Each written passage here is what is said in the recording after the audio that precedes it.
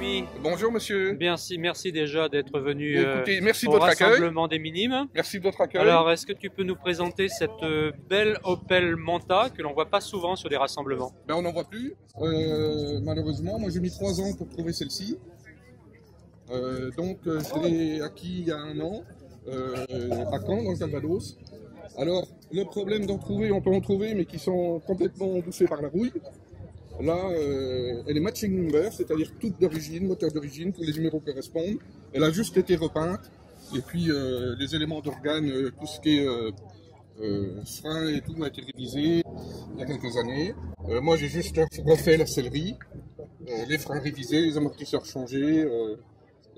Dis-moi pourquoi tu te passionnes pour les Opel Manta. Alors, ma maman avait acquis une Opel Manta A comme celle-là, qui sont sorties de 70 à 75. Et moi, j'étais militaire à Bordeaux et j'ai acquis la même que celle-là, mais avec le toit vinyle. C'est la Berlinetta en 73 qui a remplacé la SR. Celle-là, c'est la Special Rally.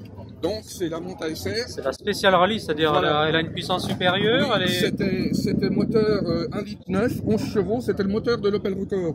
Et la base, c'était la base de la Cadette. Ils avaient repris, à l'époque, c'était la concurrente de la Ford Capri qui était sortie en 69.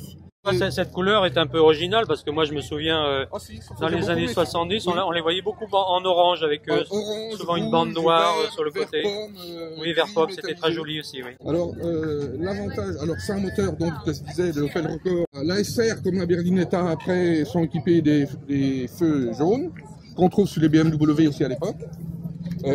Monte de pneus supérieurs, c'est-à-dire qu'on avait des 165 70-13 et là c'est des 185 70-13 parce que c'est la Sport Rally. Tu peux nous montrer quand même le cœur de la bête. L'avantage de ces moteurs, c'est que c'est très accessible. On pourrait presque monter dans le compartiment moteur.